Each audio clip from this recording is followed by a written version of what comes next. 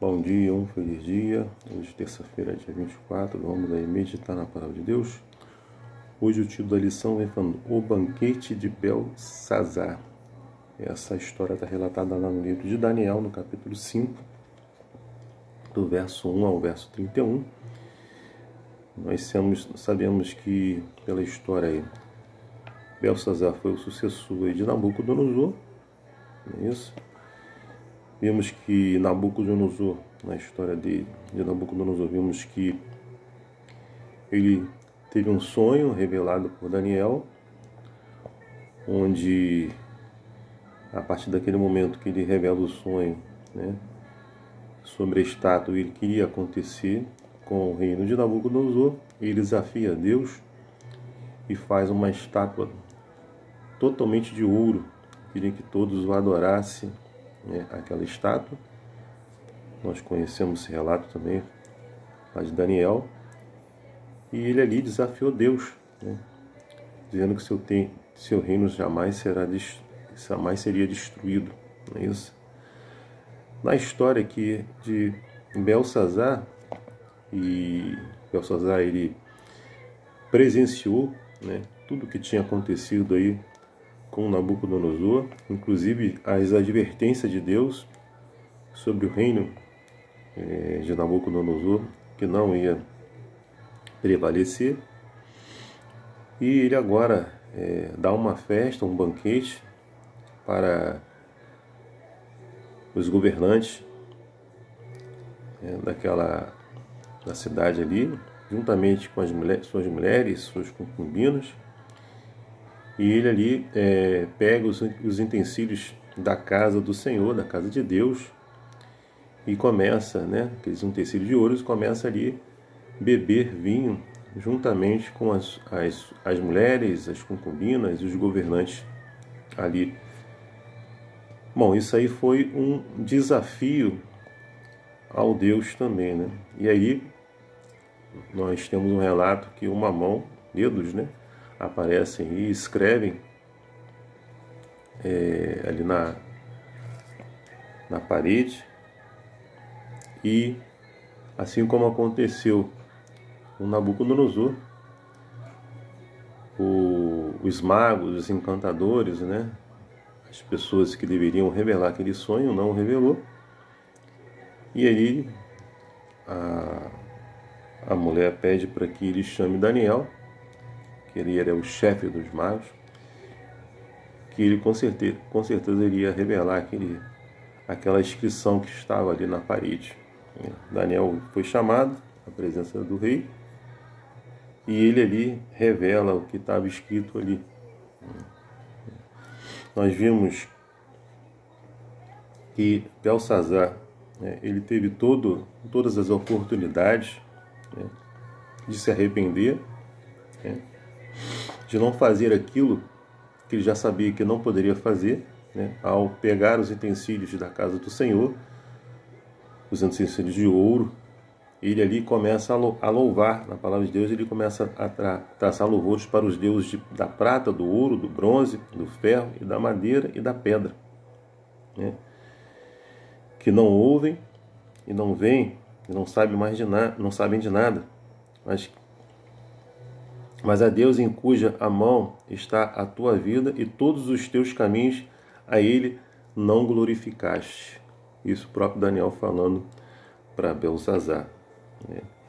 E aí ele dá a revelação da inscrição que estava na parede, que dizia Mene, Mene, Tekel e Parsim. E aí ele dá a interpretação. O Mene diz: contou Deus o teu reino e deu cabo dele. Pesado foste na balança e achado em falta. Dividido foi o teu reino e dado aos medos e aos persas. Então ali, ao receber a informação sobre o que iria acontecer, ele coloca Daniel ali como o terceiro no reino, mas naquela mesma noite ele é morto pelo rei dos caldeus, Dário, o Medo, né, com cerca de 62 anos, se apodera aí do reino. Então aquilo que foi proferido, foi falado e interpretado ali, na mesma noite, Belsazar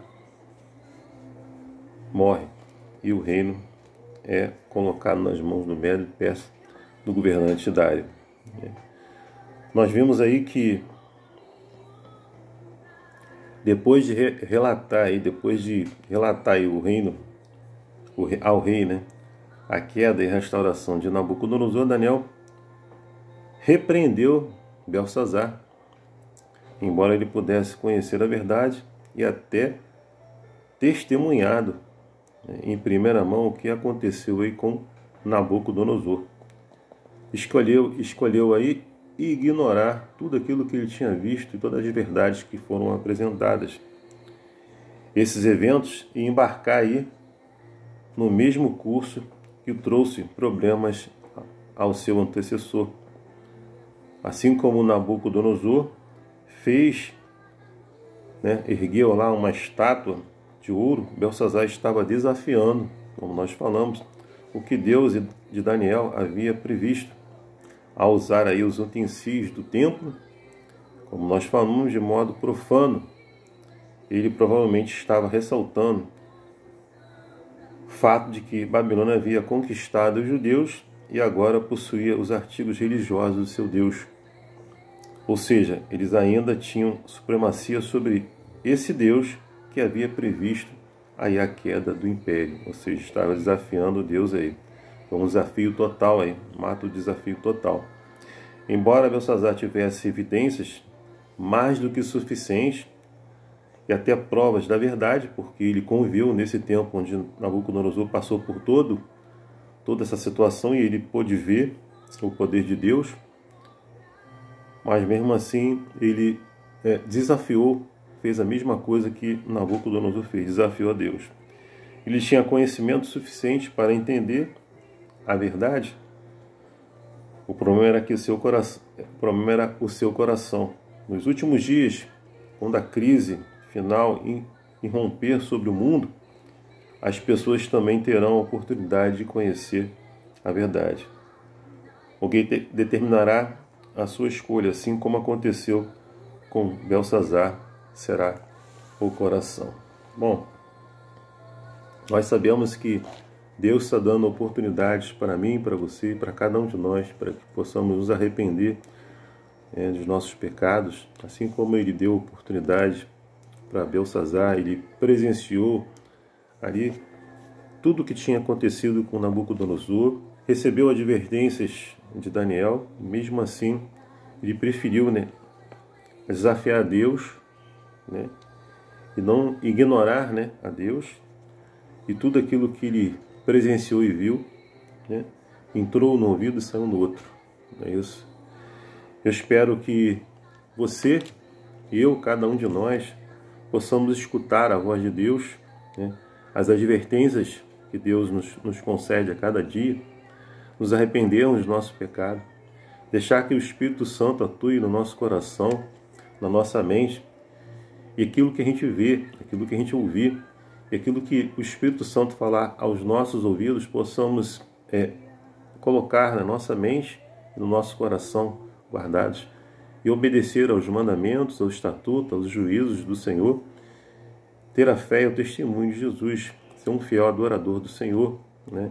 Estar preparado aqui naquele grande dia, tempo da crise final aí, nós possamos ser guardados pelo Senhor e estar junto com Ele, não é isso? Para o galardão da vida eterna e da salvação em Cristo Jesus. Que Deus te abençoe e te dê uma terça-feira abençoada para você e para sua família. É o meu desejo e minha oração. Amém.